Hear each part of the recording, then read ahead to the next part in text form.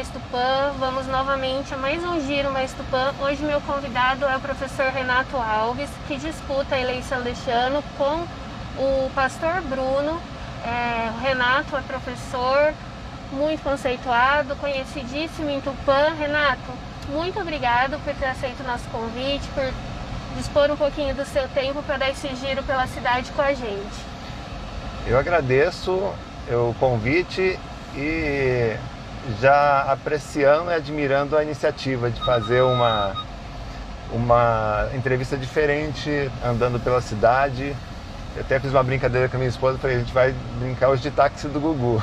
Loira, né? Já sou. Mas parabéns pela iniciativa. Obrigado, agradeço pelo convite também. Imagina, a gente que agradece. A gente sabe que começo de campanha deve estar uma correria, né? E eu agradeço tanto você quanto os demais candidatos que participaram com a gente. A nossa entrevista hoje, Renato, ela é para falar um pouquinho de quem é o Renato, o professor Renato, como o Renato foi parar na política. Vamos contar um pouquinho da sua história. E eu queria que você começasse falando para os nossos leitores quem é o Renato pelo Renato. Pois é, eu tenho 48 anos, eu sou nascido em Campinas, mas moro em Tupã há mais de 30 anos, desde 1985. Estudei aqui, me formei em Marília, a minha faculdade de computação, sou computólogo. E eu tive uma experiência bem gratificante para mim. Como eu não tive pai presente na minha vida, minha mãe, ela criou eu e os meus irmãos, ela sempre ensinou uma coisa. Ela nunca deu nada de bandeja pra gente. Ela ensinava o seguinte: você quer, você tem que correr atrás. Ou seja, ela nos ensinou a ser independentes, né? A não depender das pessoas, a correr atrás dos nossos sonhos. Então, você é filho único? Tem mais irmãos? Tem mais 2 irmãos. Então a gente começou a correr muito cedo. E eu comecei a trabalhar com 12 anos, fazendo entrega para açougue, no Marquinhos do Açougue, central na época, no Mercadão. Aí fui trabalhar na Legião Mirim. E inclusive nesse quarteirão aqui que a gente está na Tamoios, é um quarteirão que eu trabalhei durante vários meses entregando cartela. E até uma curiosidade, que a Legião Mirim, o legionário, né, o Zona Azul, ele não vendia cartela, ele não manuseava dinheiro, ele só indicava para o motorista: olha, você compra ali na farmácia, você compra na ótica, você compra ali na loja. É um trabalho de orientação. De orientação e fiscalização. E aí o que acontecia com o comércio? As pessoas saíam do carro e entravam em lojas que elas nunca entraram na vida. E ao entrar na loja, acabavam muitas vezes comprando alguma coisa, consumindo, ou pelo menos conhecendo a loja. Era uma estratégia inteligente para se usar. E eu vim crescendo nesse cenário, nesse contexto de bastante disciplina que tinha na Legião Mirim. Dali eu fui para a Coplap, Cooperativa de Leite, onde eu pude trabalhar também como balconista, vendendo peças de trator. Trabalhei depois na Temac, antiga Massey Ferguson, até que eu fui me formar em Marília. Acabei tendo que estudar em Marília, que não tinha a opção que eu busquei, que era computação. E da computação eu comecei a trabalhar na área de treinamentos. E hoje eu atuo com treinamentos na área da aprendizagem, da memorização. Para quem não conhece o trabalho do Renato, ele já tem 9 livros escritos. São 9 livros. Obrigado por tocar nesse assunto. Não só 9 livros, são 5 best-sellers, ou seja, 5 livros que entraram em listas dos mais vendidos, inclusive um deles ficou em primeiro lugar na Amazon. É importante destacar isso porque no Brasil todos os anos lançam 19 mil títulos, não livros. Livros são milhões. E você está numa posição privilegiada, né? Chegar a colocar o seu livro entre os mais vendidos. É um reconhecimento muito bacana. Então são 9 livros publicados, são 23 anos viajando o Brasil, dando palestras, Brasil e fora do Brasil.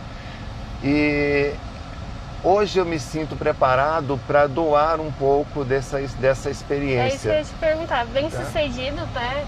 Profissionalmente. O que te motivou a entrar nessa empreitada? Você já concorreu a uma vaga do Legislativo em 2016, né? Exato.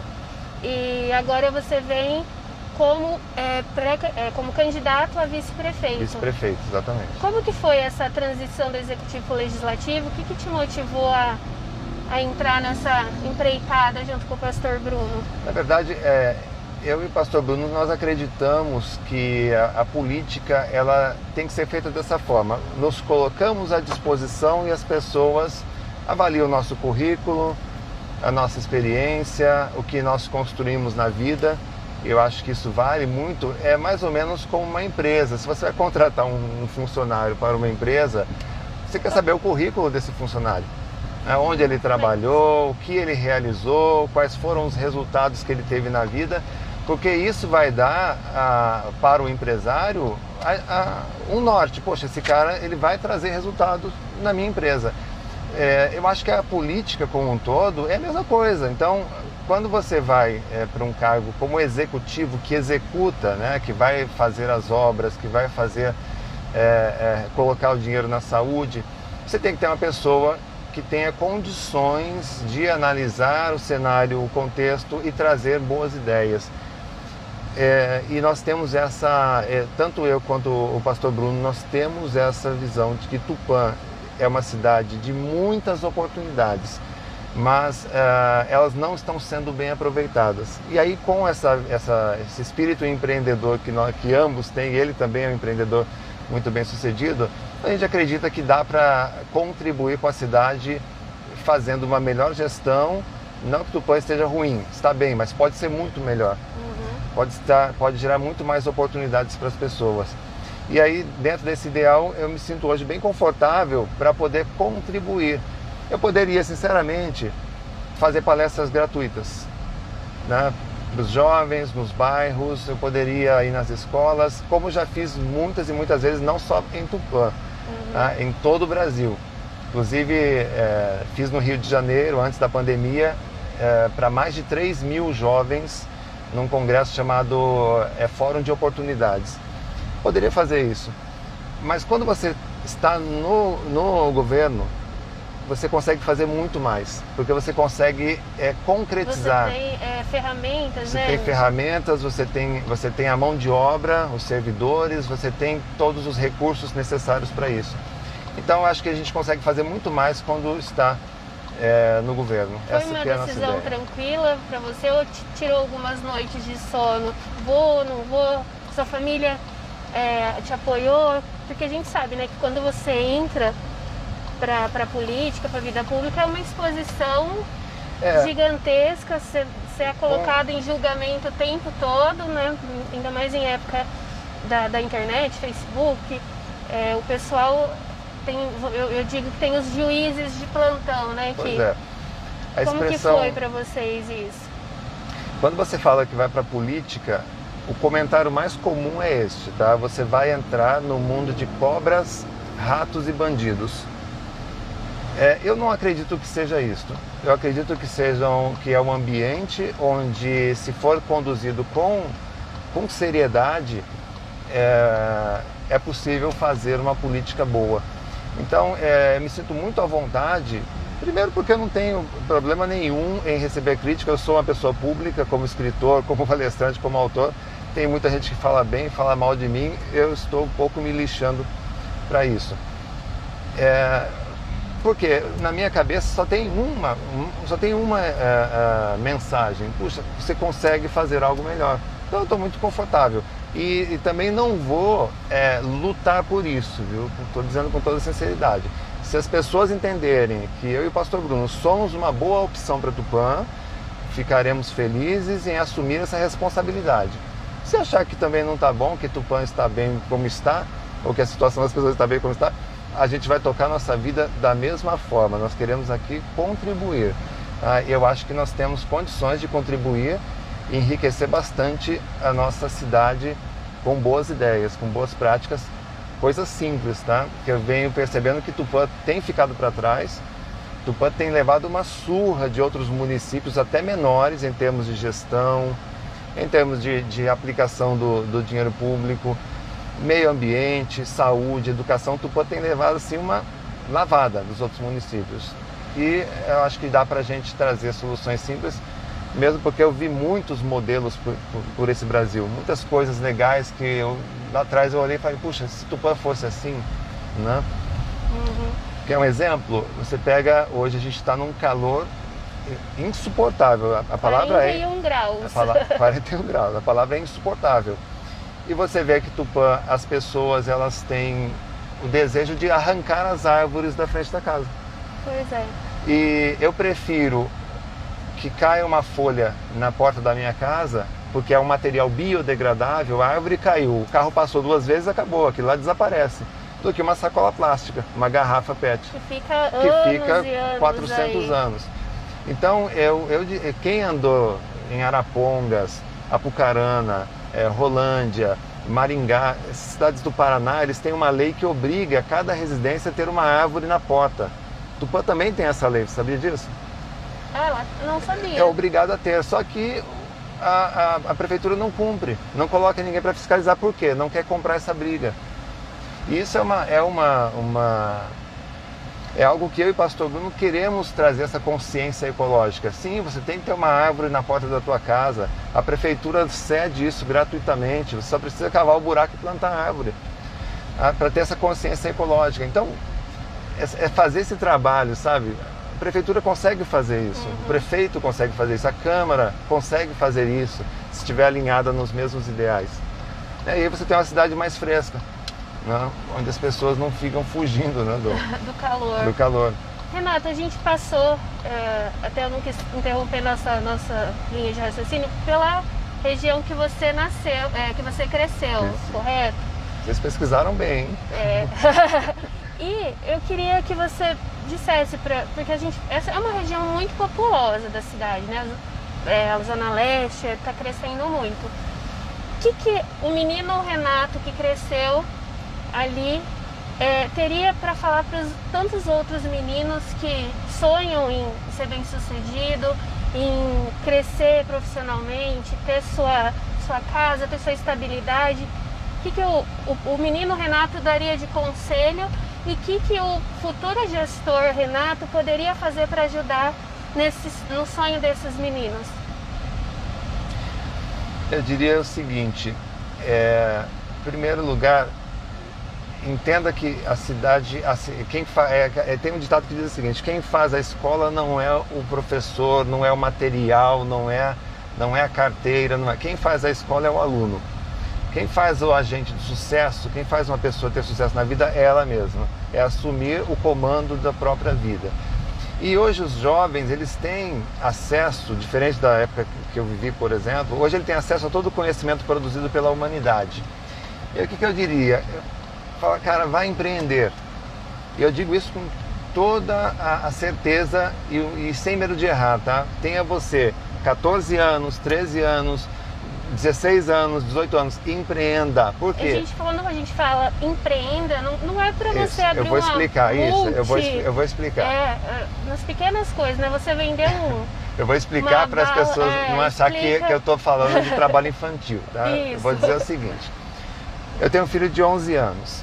Aí uma vez ele disse o seguinte: pai, compra uma tal coisa para mim. E eu falei: não, filho, eu não vou comprar. Ah, mas por quê? Né? Você tem dinheiro? Eu falei: eu tenho dinheiro, só que esse dinheiro ele foi conquistado. Como? Eu falei: vendendo livros. Opa. Eu falei: você gostaria de vender alguma coisa? Ah, eu gostaria de pintar quadros. 11 anos. Aí eu, como pai, e a educação é feita dentro de casa, eu fui lá, comprei 10 quadros para ele. Nós pais somos os primeiros incentivadores, né? Exatamente. Eu comprei 10 quadrinhos para ele, comprei a tinta, aí ele pintou os quadros. Aí eu expliquei para ele: filho, esses quadros custaram R$2,50, a tinta custou R$12. Aí fiz a conta: olha, cada quadro custou para você R$3. Por quanto você acha que você vai vender? Ah, vou vender por 10. Legal. Aí você vai ter R$7 de lucro. Então eu comecei a ensinar ele, aí ele vendeu todos os quadros. Vendeu para a avó, vendeu para a tia, vendeu. Então hoje o meu filho com 11 anos, ele sabe exatamente de onde vem o dinheiro. Que o dinheiro não cai do céu.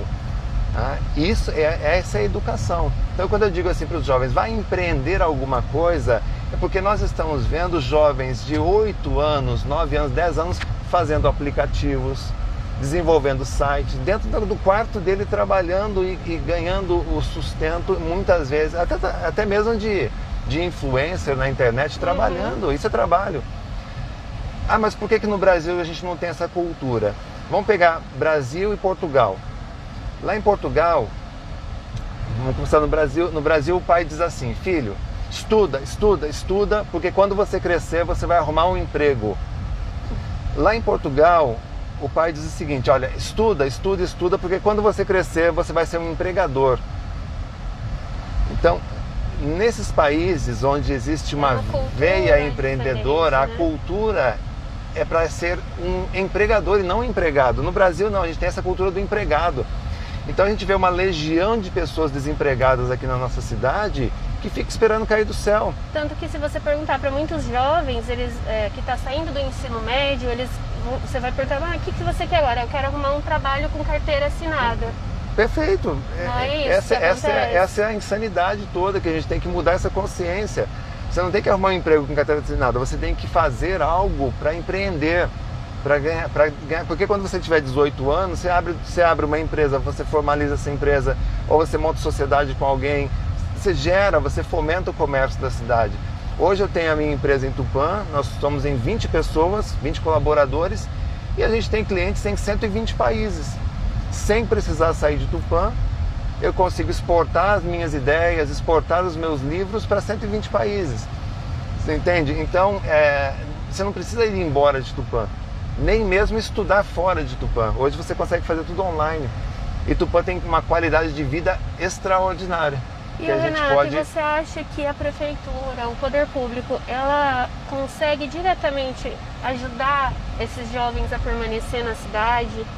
Porque a gente exporta muitos jovens e eles acabam não voltando, né? Porque acabam achando nas cidades que vão estudar as oportunidades de começar a vida e enfim. Eu acho que sim. Em primeiro lugar, vamos colocar aqui os pingos nos is, tá? Fazendo um trocadilho.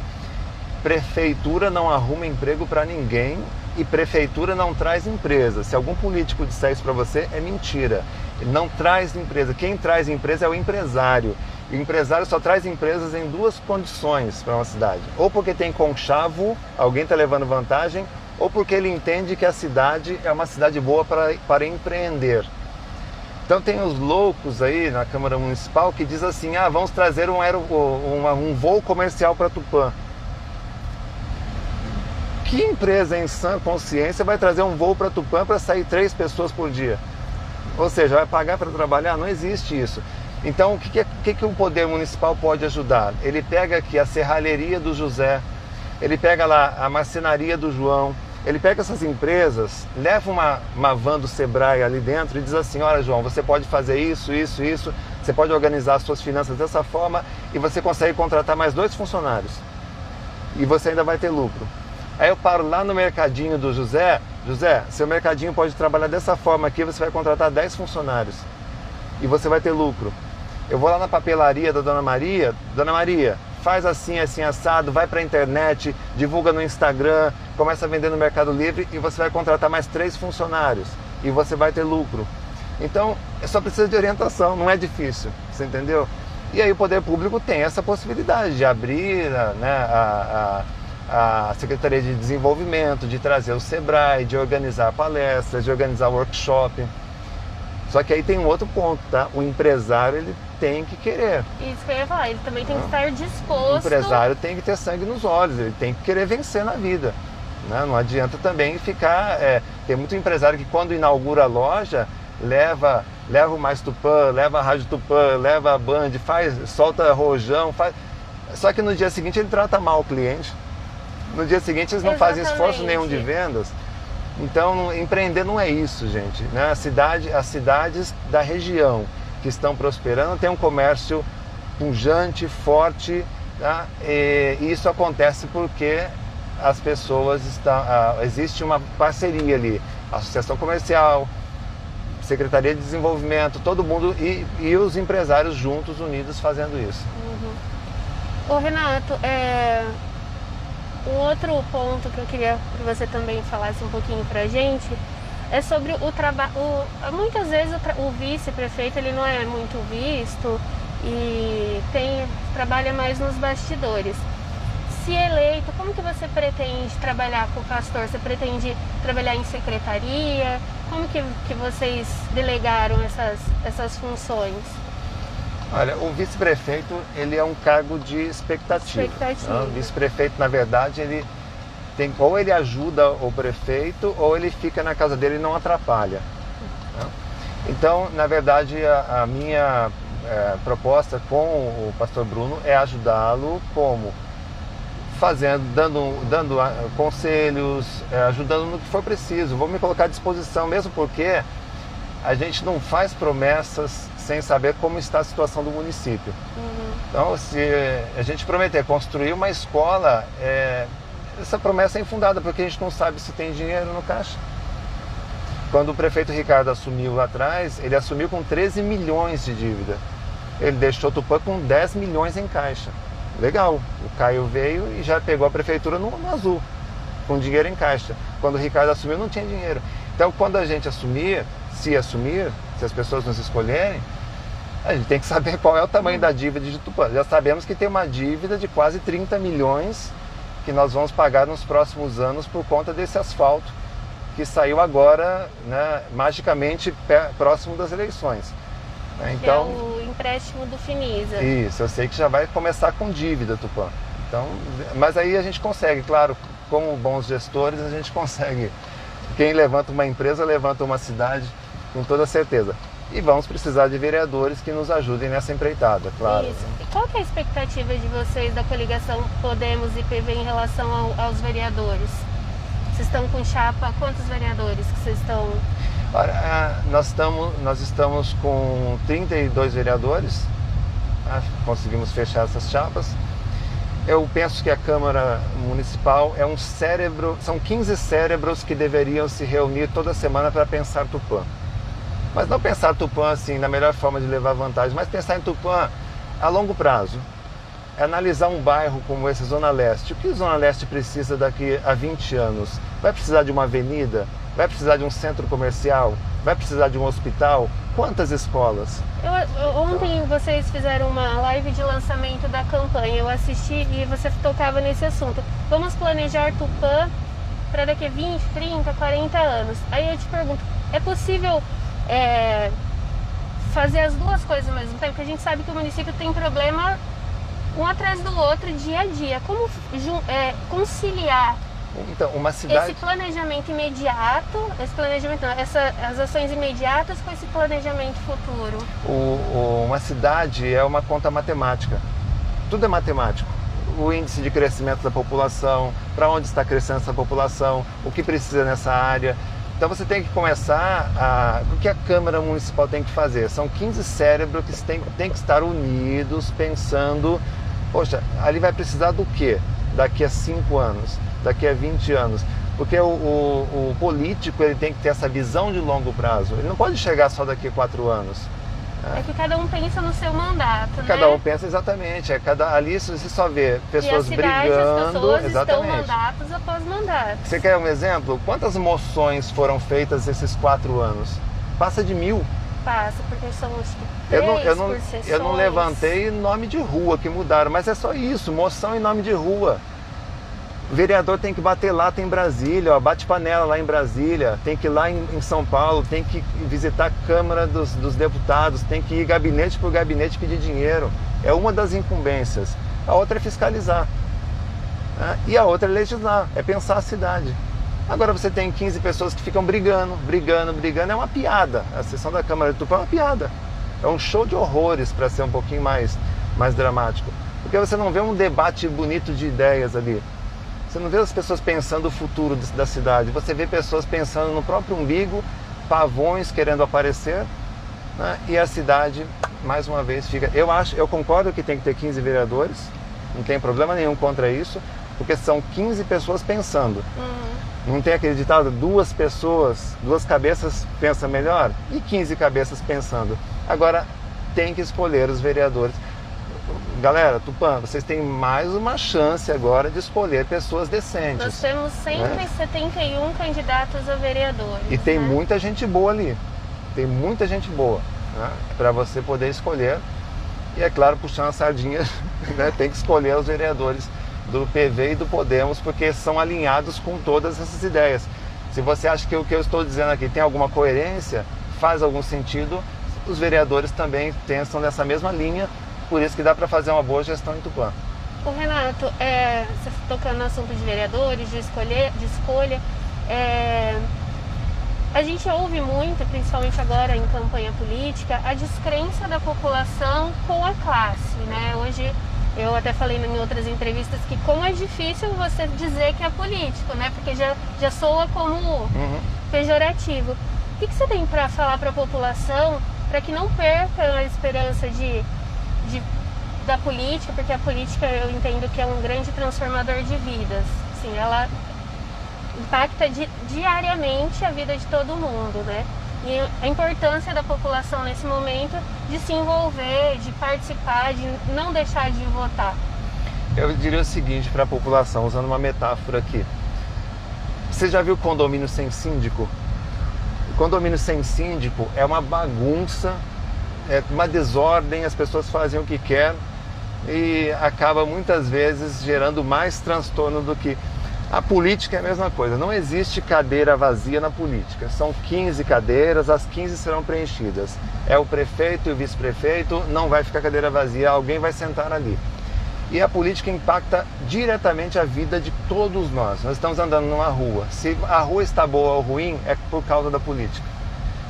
Se o clima está bom ou não, é por causa da política aí num plano nacional, evidentemente, ou mundial, né? Poderia dizer assim. Então, não adianta a dona de casa, o pai de família dizer assim, eu não vou votar, porque eu não quero saber de eleição. Meu amigo, se você não votar, vai entrar alguém ali de qualquer jeito.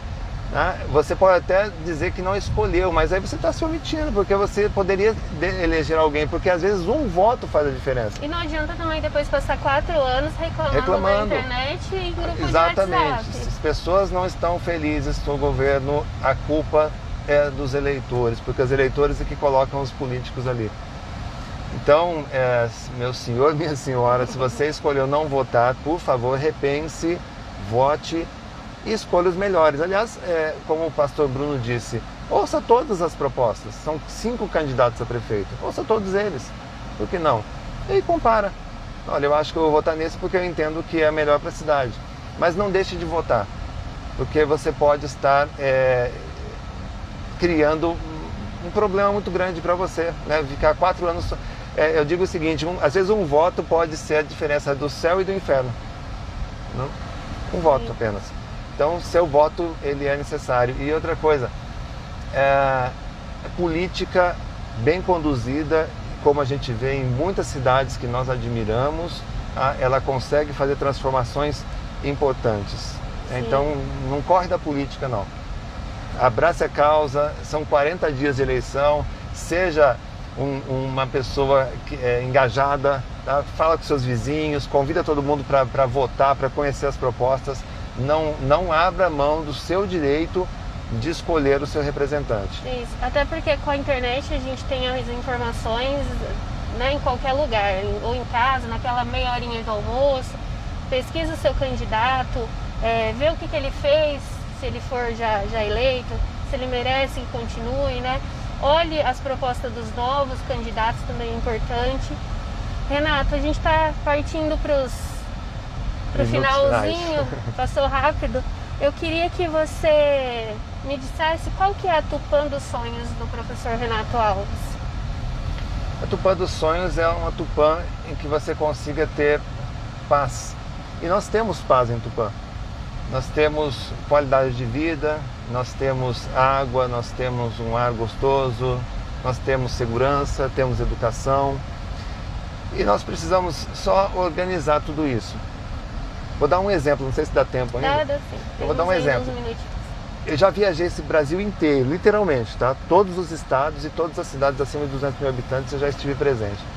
Tupã tem uma das melhores pizzas do Brasil. E ninguém divulga isso. Tupã, em termos de comida japonesa, Tupã tem uma das melhores comidas japonesas do país. E olha que eu já comi em restaurante bom, hein?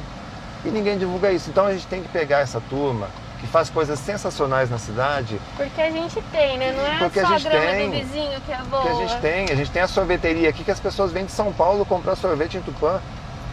Então a gente tem que começar a pegar essas pérolas da cidade aqui e divulgar mais e fomentar mais negócios dessa forma. Essa Tupã dos Sonhos, em que todo mundo tem a oportunidade, os jovens estão aí às vezes sem um direcionamento, tem a oportunidade, vão empreender, vão buscar, vão ensinar essa garotada, né, a trabalhar, né, a sonhar mais, sem precisar deixar suas casas, deixar os seus pais. É triste, né?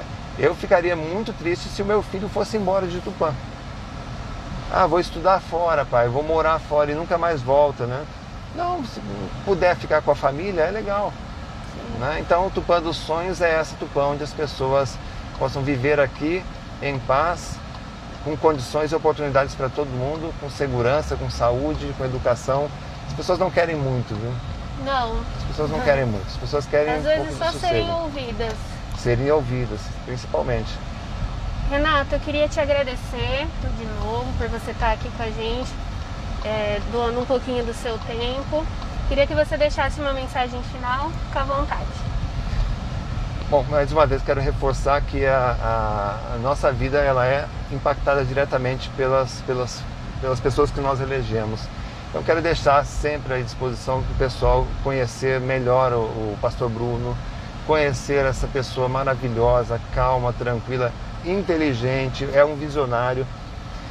Entra no portal dele, entra no site dele também, conheça as propostas. Se quiser deixar o endereço, pode falar. O Facebook é Pastor Bruno Marquesi, com Z no final, ZI. Entra lá, conhece o trabalho dele, porque vale a pena dar essa oportunidade, porque é uma pessoa que quer muito bem, já tem feito muito bem para Tupã, através das suas obras sociais, e dá para multiplicar por milhares de pessoas aquilo que ele está fazendo de bem para todo mundo. E aí conheça então a nossa proposta. É isso aí, pessoal. Obrigado, pessoal. Estivemos conversando hoje com o professor Renato Alves, candidato do PV a vice-prefeito da chapa do Pastor Bruno, do Podemos. Quem perdeu a entrevista dos outros vices, é só procurar aqui na nossa timeline que está salva. Importante vocês assistirem todas, ouvir a proposta de todo mundo, para no dia 15 de novembro fizer uma escolha consciente. Não deixem de votar, participem da política e voltamos a qualquer momento com mais informações. Portal Mais Tupã, a informação com a qualidade que você precisa.